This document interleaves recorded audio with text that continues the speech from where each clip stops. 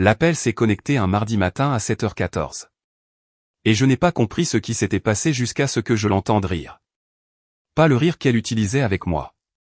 Pas le rire chaleureux et facile de nos dimanches matins autour d'un café à la table de la cuisine.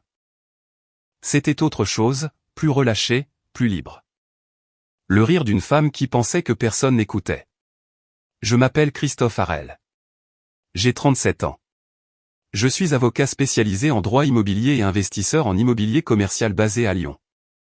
J'ai passé les 12 dernières années à construire quelque chose de réel, un cabinet, un portefeuille, une vie, à partir de rien d'autre qu'un diplôme de droit, de quelques milliers d'euros de dettes étudiantes et du genre de détermination obstinée que les gens de ce milieu respectent ou détestent. Selon le côté de la table de négociation où ils sont assis. Je pensais avoir tout compris. Je pensais être doué pour analyser les situations. Je pensais qu'après 11 ans de mariage, je connaissais ma femme. J'avais tort sur les 3 points.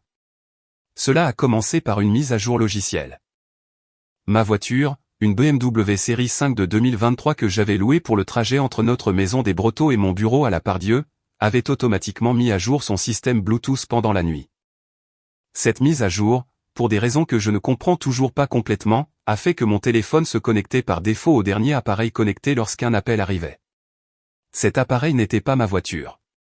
C'était celle de Delphine.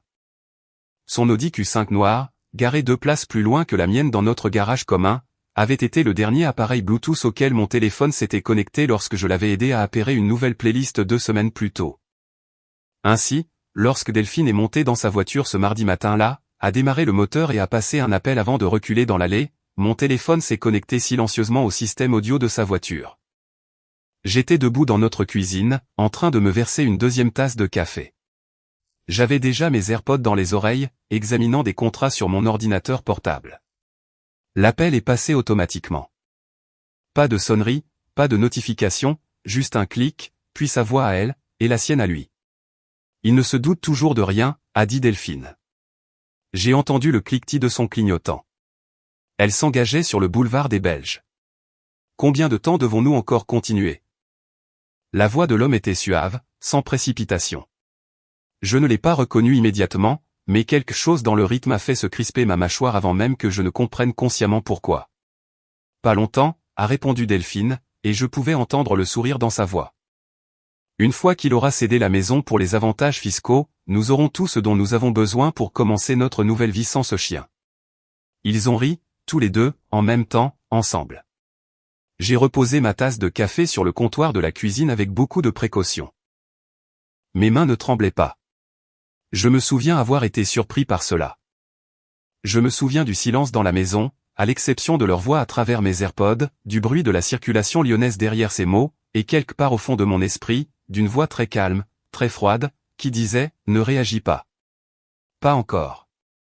Réfléchis. » Je suis avocat en droit immobilier. J'ai passé plus d'une décennie à regarder des gens prendre des décisions catastrophiques parce qu'ils agissaient sous le coup de l'émotion au lieu de se baser sur des informations. Je me suis assis en face de clients qui ont signé des documents qu'ils n'avaient pas lus, qui ont fait confiance à des personnes qu'ils n'auraient pas dû, qui sont allés trop vite et ont tout perdu parce qu'ils ont laissé leurs sentiments dépasser leur stratégie.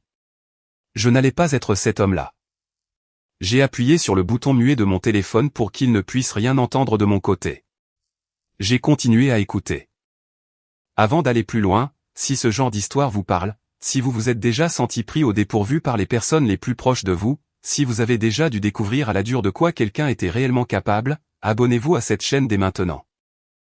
Appuyez sur le bouton j'aime. Laissez un commentaire ci-dessous sur une fois où quelqu'un vous a sous-estimé. Parce que ce que je vais vous raconter a pris 87 jours et s'est terminé ce matin avec 142 appels manqués sur mon téléphone. Et chacun de ces appels venait de Delphine. Laissez-moi vous parler de l'homme à l'autre bout de cet appel, car vous devez comprendre qui est Julien Marchand avant de comprendre ce que j'ai fait à son sujet. Julien et Delphine étaient sortis ensemble pendant 3 ans avant qu'elle et moi ne nous rencontrions. Ils s'étaient rencontrés par l'intermédiaire d'amis communs sur le toit-terrasse d'un bar à la Confluence, à l'époque où ce quartier commençait tout juste à devenir ce qu'il est aujourd'hui. D'après ce que Delphine m'avait dit au début de notre relation, cela s'était mal terminé. Julien était charmant mais peu fiable, toujours entre 2 projets, toujours sur le point de réaliser quelque chose d'énorme qui ne se concrétisait jamais vraiment. Delphine l'avait décrit comme quelqu'un de doué pour les débuts et terrible pour aller jusqu'au bout. Elle avait dit qu'elle avait évolué sans lui. Ce qu'elle ne m'avait pas dit, c'est qu'ils étaient restés en contact. Je l'ai découvert pendant l'appel. Ta situation financière s'aggrave, lui a dit Delphine, sa voix baissant légèrement, comme si elle essayait d'être prudente même dans sa propre voiture. Il faut que ça se fasse avant la fin du trimestre. Je sais, a dit Julien. J'ai des gens qui me posent des questions auxquelles je ne pourrai plus répondre très longtemps. Christophe est méticuleux, a dit Delphine. Et j'ai remarqué qu'elle utilisait mon prénom complet. La façon dont les gens parlent de quelqu'un qu'ils ont déjà décidé de ne plus considérer comme une personne, mais plutôt comme un problème à résoudre. Ils documentent tout, alors nous devons être prudents. Le transfert doit paraître complètement légitime. Stratégie fiscale. C'est comme ça que nous le présentons. Tu es sûr qu'il le fera. Il me fait totalement confiance, a dit Delphine. Un autre silence. Puis Julien a repris. Et après ? Après, on bouge. J'ai déjà regardé des endroits à Cannes. On peut louer pour la première année, s'installer. Le temps que quelqu'un comprenne ce qui s'est passé, nous serons loin depuis longtemps, et l'argent sera trop dispersé pour être retracé facilement. L'appel s'est terminé quelque part vers l'intersection du boulevard des Belges et de l'avenue de Grande-Bretagne. J'ai entendu son frein à main.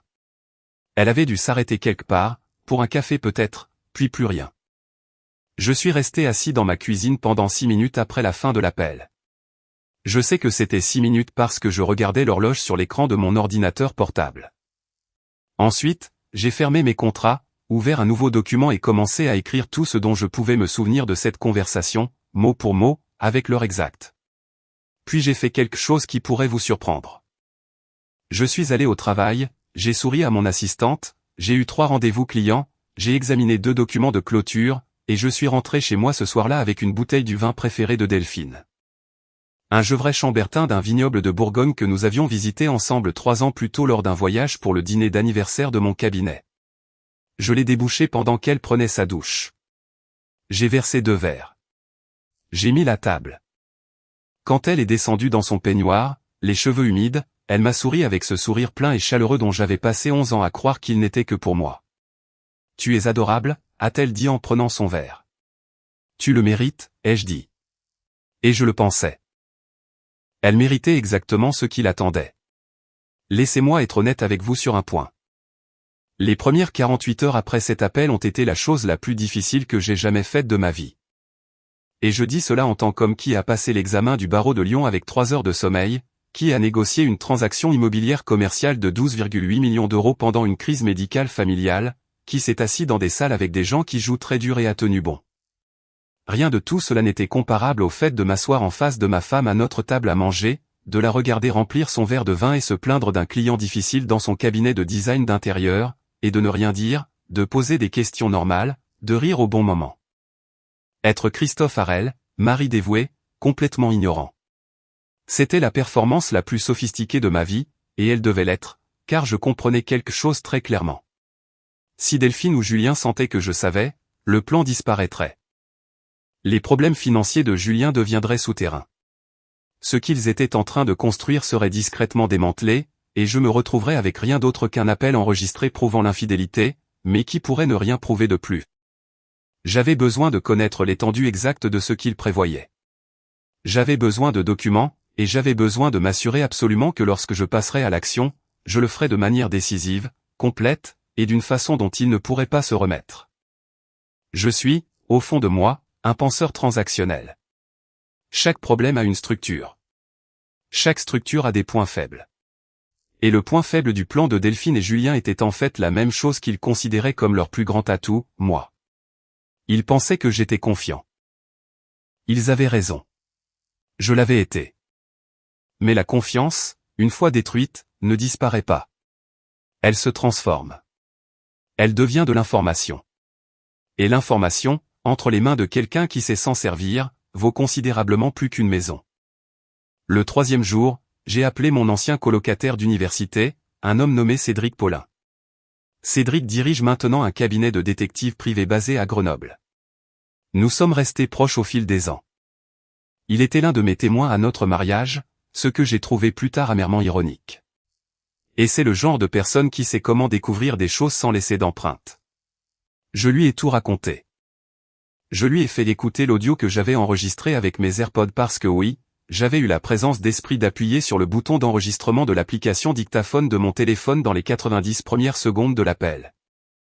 Cédric a écouté tout l'enregistrement sans m'interrompre.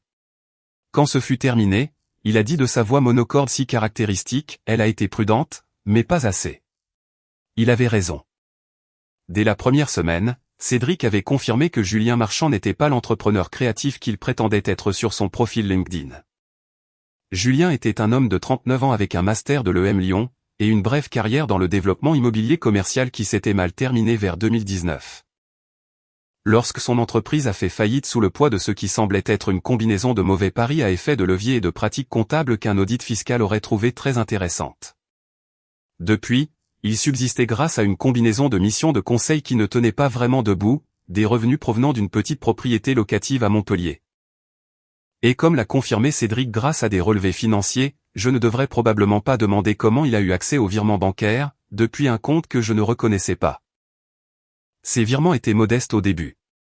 1840 € par-ci, 1380 € par-là. Ils avaient commencé 18 mois plus tôt. Et le compte d'où il provenait était lié à une entité commerciale que Delphine avait constituée 14 mois auparavant, une société dont je n'avais jamais entendu parler, appelée Sable Intérieur SARL, prétendument une extension de son cabinet de design. J'ai téléchargé les documents de constitution de l'entreprise via le registre du commerce et des sociétés. Quelque chose que n'importe quel avocat peut faire. Quelque chose que j'aurais dû faire dès l'instant où j'ai appris l'existence de la société, sauf que je n'en connaissais pas l'existence. J'étais assis dans mon bureau à 23 heures, regardant ces documents, et j'ai senti quelque chose basculer dans ma poitrine. Pas du chagrin, pas de la rage, juste une compréhension froide et lucide de la durée exacte pendant laquelle tout cela s'était construit. 14 mois. Ma femme détournait de l'argent vers son ex-amant depuis 14 mois en utilisant une société écran qu'elle avait créée dans mon dos. Et maintenant, il voulait la maison. Notre maison des Brotteaux n'est pas un petit bien immobilier. Nous l'avons acheté il y a 7 ans pour 1,01 million d'euros, à l'époque où le quartier était encore légèrement sous-évalué par rapport à ce qu'il est aujourd'hui.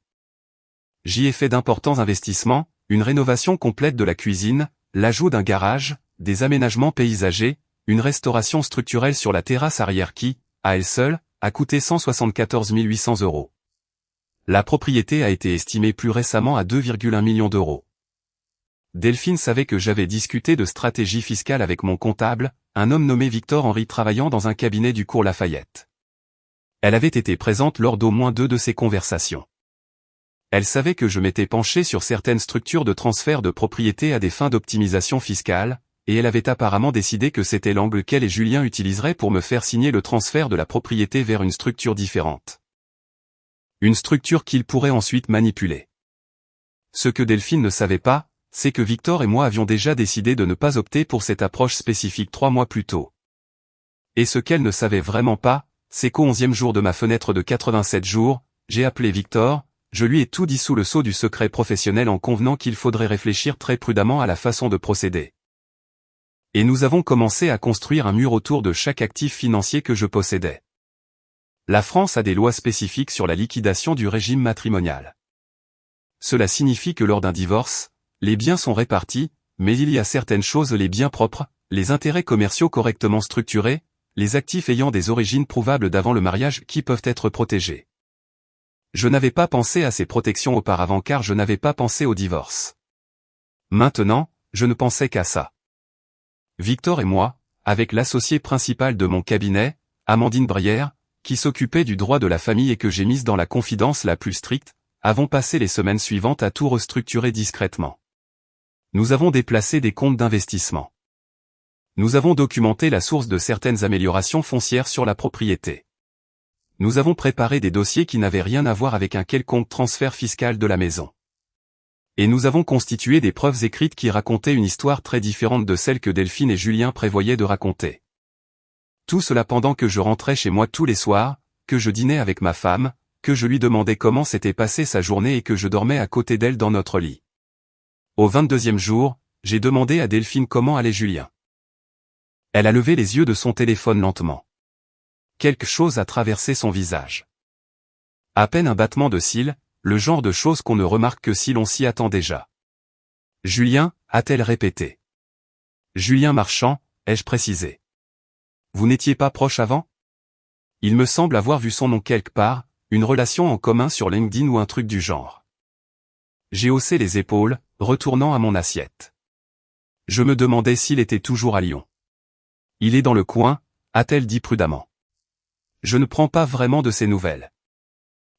Ai-je dit. C'est bien. Il m'a toujours semblé un peu instable. Elle a ri. Un rire naturel, facile, convaincant, et a répondu, oui, c'était un peu un cas désespéré. Elle a rempli son verre d'eau. Qu'est-ce qui t'a fait penser à lui? Rien de spécial, ai-je répondu. C'était aléatoire. Comment s'est passé ton rendez-vous client aujourd'hui? Et le sujet a changé, et nous sommes passés à autre chose.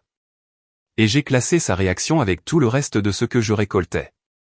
Mais je l'ai regardé prendre son téléphone sous la table environ 8 minutes plus tard et taper quelque chose rapidement avant de le reposer. J'avais installé un enregistreur de frappe sur le routeur Wi-Fi partagé de notre domicile la semaine précédente. J'avais une copie de ce message au moment où je me brossais les dents. Elle avait écrit à Julien. Il a mentionné ton nom de nulle part. Fait profil bas pendant quelques jours. La réponse de Julien, avait-il l'air méfiant? Delphine, non, il est trop confiant. C'est juste par prudence. J'ai lu cet échange debout dans ma salle de bain à 23h15 et je me suis souri dans le miroir. Puis je suis allé me coucher. Au 40e jour, Cédric avait rassemblé un dossier complet sur Julien Marchand qui dressait un portrait considérablement moins flatteur que la version à laquelle Delphine avait succombé. Les virements que j'ai mentionnés plus tôt allaient dans les deux sens. Delphine envoyait de l'argent à Julien, certes, mais Julien avait aussi reçu de l'argent de 2 autres femmes au cours des 4 années précédentes, 2 femmes dont les histoires valaient la peine d'être examinées. Cédric, par le biais de contacts que je ne préciserai pas, avait identifié une femme nommée Léa Dubois, à Saint-Étienne, qui avait intenté une action au civil contre Julien en 2021 pour fraude liée à un investissement conjoint qui s'était avéré totalement monté de toutes pièces. Cette poursuite avait été réglée à l'amiable et discrètement, pour un montant trop faible pour être satisfaisant, mais assez élevé pour que l'avocat de Julien le convainque de payer plutôt que de se battre. Et il y avait une deuxième femme, une certaine Thérèse Collin d'Annecy, qui n'avait jamais porté plainte, mais avait parlé en privé à un détective de l'argent qui avait disparu après qu'un compte bancaire commun avait été vidé lors de ce qu'elle décrivait comme la fin soudaine et inexplicable d'une relation de 2 ans. Julien Marchand n'était pas un homme qui tombait amoureux. Julien Marchand était un homme qui repérait des femmes financièrement stables, cultivait leur affection pendant des mois ou des années, puis extrayait tout ce qu'il pouvait avant de disparaître. C'était un prédateur opérant dans les strates sociales où les gens sont trop embarrassés pour admettre qu'ils se sont fait escroquer. Et ma femme, qu'elle fût pleinement consciente ou en partie manipulée, je n'étais sincèrement pas sûr à ce stade, était au centre de son coup le plus ambitieux. Une maison de 2,1 millions d'euros, plus tout ce qu'il pourrait écrémer sur les comptes financiers, plus la fuite en beauté vers Cannes dont Delphine avait apparemment rêvé. J'ai repensé à celle que Delphine était quand je l'avais rencontrée, une architecte d'intérieur de Saint-Étienne, âgée de 30 ans, qui avait travaillé incroyablement dur pour se constituer une clientèle dans une ville compétitive. Intelligente, capable, drôle d'une manière qui vous surprenait. J'ai pensé au matin où nous avions signé les papiers pour notre maison, à la façon dont elle m'avait serré la main dans la cuisine en disant « Nous avons construit quelque chose de vrai ». J'ai réfléchi à la signification du mot « vrai » et à ce qu'il en coûte de découvrir que ce n'était pas ce qu'on croyait. Et puis j'ai arrêté de penser au passé, car le passé n'allait pas m'aider, et je suis retourné travailler sur mon problème. Au 56e jour, Julien a commis sa première erreur directe. Il a appelé Delphine alors qu'elle était à la maison. Elle a pris l'appel dans le garage, le même endroit où tout cela avait commencé. Mais cette fois-ci, je n'étais pas connecté à son Bluetooth. J'étais dans mon bureau, au 1er étage. Je n'ai pas entendu la conversation. Ce que j'ai vu en revanche, car notre maison est équipée d'un système de sécurité connecté dont je pouvais consulter les journaux des caméras internes via l'application de mon téléphone, c'est Delphine dans le garage pendant 22 minutes, faisant les 100 pas. Puis rentrant à l'intérieur avec une expression sur le visage qu'elle a rapidement remplacée par son air habituel avant de monter les escaliers. Un appel pro, a-t-elle demandé, en s'appuyant contre l'encadrement de la porte de mon bureau. Tout va bien, ai-je demandé. Oui, Très bien, a-t-elle dit. Un client difficile. Tu sais ce que c'est. Je sais, ai-je répondu en souriant. Viens t'asseoir avec moi une minute. Elle l'a fait. Elle s'est recroquevillée sur le petit canapé que nous gardions dans le coin de mon bureau, a fait défiler l'écran de son téléphone pendant que je faisais semblant d'examiner des documents, et pendant 20 minutes, nous avons existé dans la même pièce comme si rien n'avait changé. Je me souviens d'avoir été très conscient de sa présence, de l'odeur familière de son shampoing, de la façon dont elle rentrait ses pieds sous elle sur le coussin, exactement comme elle l'avait toujours fait. Tout cela était encore là. Et tout cela signifiait quelque chose de différent de ce que c'était 60 jours plus tôt. Ce soir-là, Cédric m'a appelé pour le suivi.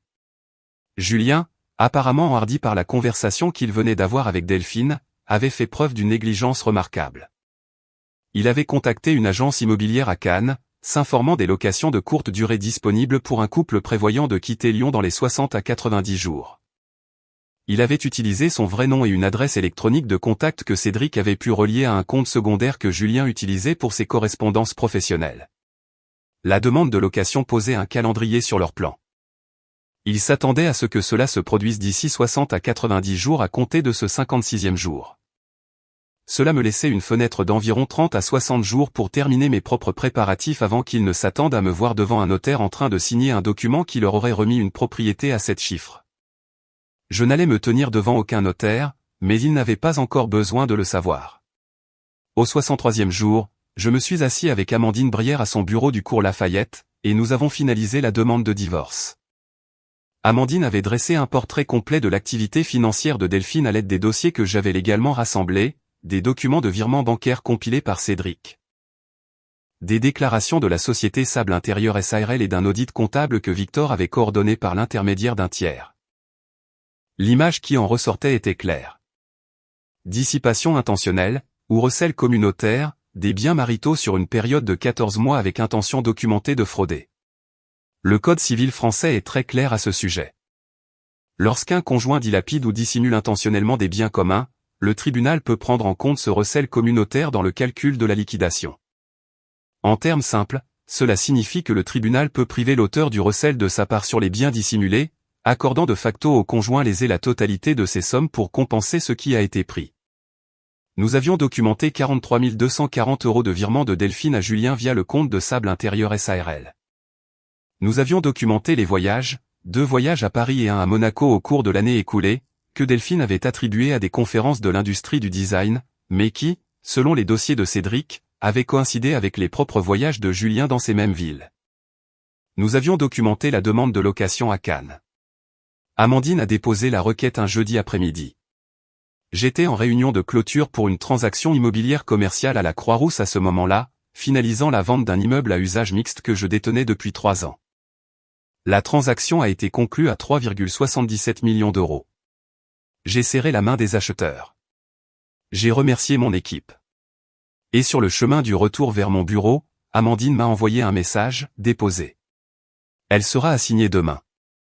Je me souviens m'être garé dans mon parking à la Pardieu, être resté assis dans ma voiture un instant, les 2 mains toujours sur le volant, et avoir pensé à ce mardi matin 63 jours plus tôt. Le café que j'avais posé sur le comptoir, le son de son rire dans mes AirPods, la façon dont tout avait changé en un seul instant qu'elle ignorait même que j'ai vécu. Je n'avais pas pleuré une seule fois au cours de ces 63 jours. Je ne dis pas ça pour jouer les durs. Je dis ça parce qu'il y a une différence entre le chagrin et la stratégie, et j'avais fait un choix, tôt dans cette période, quant à celui que j'allais laisser conduire.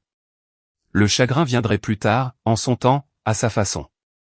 Pour l'instant, il y avait du travail à faire. Jour 71. Delphine a reçu l'assignation dans son studio de design sur l'avenue Jean Jaurès à 9h47 du matin. Je connais l'heure exacte car j'étais allé au bureau tôt ce jour-là, délibérément, et j'étais assis à mon bureau en train d'examiner un contrat lorsqu'Amandine m'a envoyé un message de confirmation. J'ai travaillé jusqu'à midi, j'ai déjeuné avec un client du siège d'une banque régionale qui voulait discuter d'une acquisition de portefeuille. Je suis revenu, j'ai fait 2 heures de plus, puis je suis rentré chez moi. Delphine était assise dans le salon à mon arrivée. La maison était très silencieuse. Elle était sur le canapé avec les documents d'assignation sur la table basse devant elle, son téléphone à la main et une expression sur le visage que je n'y avais jamais vue auparavant. Je suis entré, j'ai posé ma sacoche près de l'escalier, j'ai desserré ma cravate. Christophe, a-t-elle prononcé mon prénom en entier, mais cette fois-ci il n'y avait aucun plan derrière, juste le choc. Delphine, ai-je répondu. Qu'est-ce que c'est que ça? Elle a fait un geste vers les papiers, bien qu'elle sût manifestement exactement de quoi il s'agissait. Tu sais lire, ai-je dit. Tu as toujours été très capable. Ce sont des papiers de divorce. Sa voix était tremblante. Tu as demandé le divorce sans m'en toucher un mot? Tu as juste. J'ai tout documenté, ai-je dit. Les transferts de sable intérieur, les correspondances avec Julien, la recherche à Cannes, les voyages à Paris et Monaco, tout. J'ai observé son visage.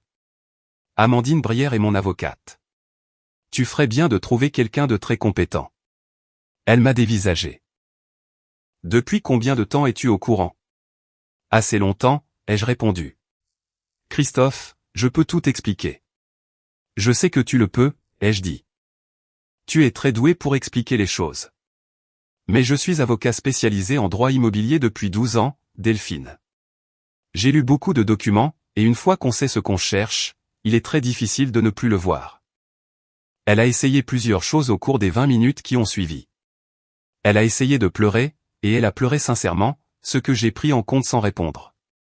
Elle a essayé de m'expliquer que Julien était quelqu'un de compliqué, avec qui elle s'était retrouvée prise dans un engrenage. Elle a essayé de suggérer que nous pourrions arranger les choses, consulter un thérapeute, prendre du temps.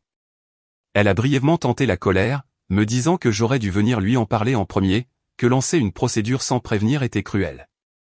Elle a essayé de négocier. Je suis resté debout près de la cheminée tout le long. Je ne me suis pas assis. Je n'ai pas élevé la voix. Je l'ai laissé parler. Et quand elle a terminé, j'ai dit, la requête détaille clairement mes demandes. Les dossiers financiers y sont joints. Tu devrais appeler un avocat ce soir. Ensuite, j'ai pris ma sacoche et je suis monté à l'étage. Voici ce qui s'est passé au cours des 16 jours entre l'assignation de Delphine et le matin où mon téléphone a explosé de 142 appels manqués. Delphine a engagé une avocate, une femme très compétente nommée Sonia Tillman, qui pratique le droit de la famille à Lyon et que je respecte professionnellement. Sonia a été assez intelligente pour reconnaître immédiatement que la position de sa cliente était compromise. La dissipation documentée des actifs, la société écran frauduleuse, les relevés de communication, il n'y avait aucune version de cette histoire qui se terminait bien pour Delphine devant un tribunal. Julien, pour sa part, a disparu presque immédiatement. Quand Delphine a cherché à le joindre le jour où elle a été assignée, je le sais parce qu'elle lui a envoyé un message depuis le réseau partagé et que Cédric avait laissé la surveillance active, il n'a pas répondu pendant 2 jours. Quand il a fini par répondre, c'était avec un message qui disait « Je crois qu'il faut qu'on prenne du recul ». Cette histoire est devenue compliquée. La réponse de Delphine est impossible à publier ici. Julien avait apparemment décidé qu'une procédure de divorce dans laquelle son nom apparaissait dans des déclarations sous serment documentant une fraude financière n'était pas l'environnement optimal pour la poursuite de ses projets. En moins d'une semaine, Cédric a confirmé que Julien avait sous-loué son appartement de la Confluence et ne se trouvait plus dans la région. Son profil LinkedIn a été désactivé. Son compte email secondaire est devenu silencieux. Il avait fait ce qu'il faisait toujours. Il avait fui. Sonia Tillman est revenue vers Amandine avec une proposition d'accord au 79e jour. Ce n'était pas un bon accord pour Delphine, mais Sonia savait que c'était le meilleur qu'elle obtiendrait vu les preuves documentaires. Delphine recevrait une soulte en espèces représentant sa contribution prouvée au patrimoine commun avant la période sable intérieur, ce qui était juste. Elle ne recevrait aucune part de la propriété des Breteaux, dont il avait été prouvé qu'elle avait été substantiellement financée par mes apports en capital antérieurs au mariage et les revenus distincts de mon entreprise. Elle reconnaîtrait par le biais de l'accord transactionnel la nature frauduleuse des transferts de la société écran, ce qui me protégeait contre toute réclamation future liée à ces fonds, et elle n'aurait aucun droit sur mes intérêts commerciaux, qui avaient été correctement structurés depuis le début. En échange, je ne signalais pas l'activité de sable intérieur au bureau du procureur de la République, ce que j'aurais pu faire. C'était une concession qu'Amandine a recommandée et que j'ai acceptée, non pas par générosité, mais par esprit pratique. Une procédure pénale aurait été plus longue, plus compliquée, et aurait exigé plus de mon temps et de mon énergie que je n'étais prêt à en dépenser. J'avais déjà consacré 79 jours à cette affaire. Je voulais en finir. L'accord a été signé le 86e jour. Jour 87, ce matin. Je me suis réveillé à 5h30, la même heure que d'habitude. J'ai préparé du café dans la cuisine où cette histoire a commencé. Je me suis tenu au comptoir un instant avec ma tasse et j'ai regardé autour de moi dans la maison. Ma maison, sans ambiguïté désormais, les papiers étant terminés, et j'ai ressenti la qualité de ce silence. C'était différent. C'était différent depuis des semaines, en fait, avant même que Delphine ne déménage dans une location à mon plaisir que Sonia l'avait aidé à trouver. La maison s'était lentement vidée de sa présence, de ses articles de toilette spécifiques sur l'étagère de la salle de bain, de la façon dont certains coussins étaient disposés sur le canapé, de l'odeur de son café, qu'elle faisait toujours plus corsé que le mien. Ces choses étaient parties pièce par pièce jusqu'à ce qu'il ne reste plus qu'une maison qui m'appartenait entièrement, ce qui était à la fois un soulagement et, je serai honnête avec vous, une forme spécifique de solitude à laquelle je ne m'attendais pas. Je me suis assis avec mon café et j'ai ouvert mon téléphone. 142 appels manqués, pas tous de Delphine. Certains de sa sœur Béatrice, qui vit à Grenoble et qui venait apparemment tout juste d'apprendre l'histoire complète du point de vue de leur mère, dont je me doutais qu'il s'agissait d'une histoire très différente de celle que je viens de vous raconter. D'autres venaient du groupe d'amis de Delphine, et un provenait d'un numéro que je ne reconnaissais pas et qui s'est avéré, après que je l'ai fait vérifier par Cédric, être Julien appelant d'un nouveau numéro. Je n'ai pas répondu à l'appel de Julien. Je me suis fait une autre tasse de café. Ensuite, j'ai appelé Cédric et nous avons parlé pendant environ 20 minutes de la suite des événements, ce qui, dans mon cas, se résume à conclure l'achat d'un nouveau bien immobilier à mon chat que je convoitais depuis 6 mois. À finaliser une acquisition commerciale à Villefranche-sur-Saône et à passer un week-end à Annecy que je repousse depuis 2 ans parce que j'étais toujours trop occupé ou trop pris pour prendre le temps. Ensuite, j'ai appelé mon père, qui a 68 ans, qui vit à Écully et à qui je n'avais rien dit de tout cela pendant les 87 jours parce que je ne voulais pas de bruit émotionnel pendant que je travaillais. Il a décroché à la 2e sonnerie, comme il le fait toujours. « Tout va bien ?» a-t-il demandé, car c'est ainsi qu'il répond lorsqu'un appel survient en dehors de notre routine dominicale habituelle. « Oui, papa » ai-je dit. « Tout va bien, en fait. » Il est resté silencieux un instant. « Alors, tu veux monter ce week-end ? Ta mère prépare ce pot-au-feu. »« Oui » ai-je répondu, « je veux bien. » Laissez-moi vous dire ce que j'ai appris des 87 jours les plus longs de ma vie, parce que je pense qu'il y a là-dedans quelque chose qui mérite d'être dit clairement. J'ai appris que la confiance n'est pas synonyme d'aveuglement. J'avais fait confiance à Delphine sincèrement et complètement, et ce que je lui avais accordé n'était pas de la faiblesse. C'était une attente raisonnable basée sur 11 ans de preuves dont je sais maintenant qu'elles étaient partiellement fabriquées. Ce n'est pas mon échec. C'est le sien. J'ai appris que l'information est la seule monnaie qui compte vraiment lorsque quelqu'un agit contre vous. Pas la colère, pas la confrontation, pas la vengeance au sens théâtral du terme. Aucune scène dramatique, aucune humiliation publique, aucun moment où je me suis levé lors d'une fête pour afficher des photos sur un écran de projection. Ce que j'ai fait était méthodique, légal et exhaustif. Cela ne leur a rien laissé à quoi s'accrocher. Aucun contre-récit qu'ils auraient pu construire. Aucune version des faits où ils obtenaient ce qu'ils étaient venus chercher. J'ai appris que le type de force le plus difficile n'est pas celui qui a l'air fort. C'est s'asseoir en face de quelqu'un qui vous ment de manière éhontée et de garder une expression complètement neutre. C'est servir à votre femme un verre de son vin préféré le soir même où vous l'avez entendu comploter pour vous prendre votre maison. C'est traiter toute la situation comme une transaction, parce que c'est ce que c'était pour eux. Et la seule façon de gagner une transaction est de mieux comprendre les termes que la partie adverse. J'ai appris que toutes les personnes que vous aimez ne méritent pas d'avoir été aimées. Celle-là est difficile. Je n'ai pas de solution miracle à offrir sur ce point. Je sais juste que c'est vrai. Et j'ai appris quelque chose sur Julien Marchand, aussi. Même si je ne lui ai pas parlé une seule fois pendant ces 87 jours, et que je n'en ai pas l'intention.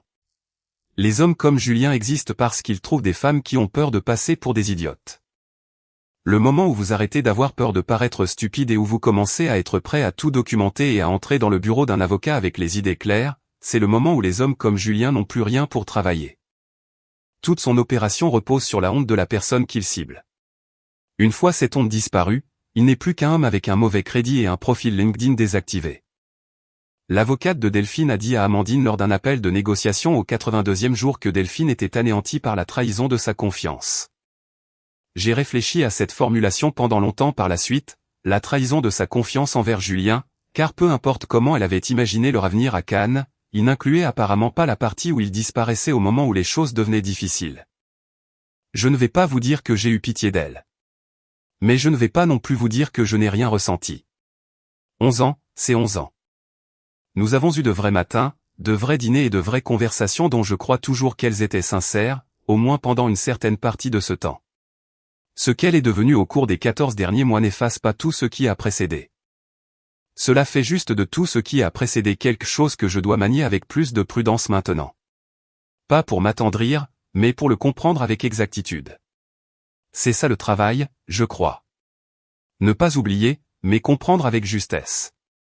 Ne pas faire moins confiance, mais faire confiance plus intelligemment. Savoir ce que l'on regarde. La maison sera mise sur le marché le mois prochain. Pas parce que je la fuis, mais parce que j'ai étudié les chiffres et que je peux faire un meilleur usage de ce capital. Il y a un immeuble à logement multiple à la Croix-Rousse qui se situait juste au-dessus de ma fourchette cible. Et avec le produit de la vente des Brotteaux, je pourrais combler l'écart confortablement. Le marché lyonnais fait ce que font les marchés lyonnais, il bouge, il croît, il crée des opportunités pour les gens qui savent comment se positionner. J'ai déjà eu 2 conversations préliminaires avec des agents concernant la mise en vente. La consultation pour la valorisation immobilière est prévue pour jeudi. La propriété, dans son état actuel et avec toutes ses améliorations, se présentera extrêmement bien. Mon père m'a demandé la semaine dernière si j'allais m'en sortir. Je m'en sors déjà, lui ai-je répondu. Et je le pensais. Pas dans le sens d'être engourdi, ni dans le sens de simuler la force. Dans le sens de celui qui a fait les choses correctement, qui a su garder son sang-froid sous une pression qu'il n'avait pas demandée, qui a regardé un plan conçu pour le détruire se dissoudre à la place, parce qu'il a été assez patient, assez prudent et assez compétent pour s'en assurer. Les 142 appels manqués de ce matin provenaient de personnes essayant de joindre une version de moi qui n'existe plus. Ce Christophe, celui qui se réveillait confiant sans vérifier, qui présumait un alignement là où il n'y en avait aucun, qui versait du vin à une femme prévoyant de prendre sa maison, il n'a pas survécu aux 87 jours. Celui qui est ressorti de l'autre côté est quelqu'un que je pense respecter considérablement plus. La connexion Bluetooth de ce mardi matin a duré 4 minutes et 27 secondes. J'ai l'enregistrement. Je l'ai écouté exactement une fois depuis que l'accord a été signé, juste pour confirmer qu'il était toujours là. Et puis j'ai posé le téléphone et je suis retourné au travail. Certaines personnes reçoivent leur sonnette d'alarme silencieusement, dans des cuisines vides devant un café qui refroidit, à travers une mise à jour logicielle qu'elles n'avaient pas demandée. La mienne a juste tout changé.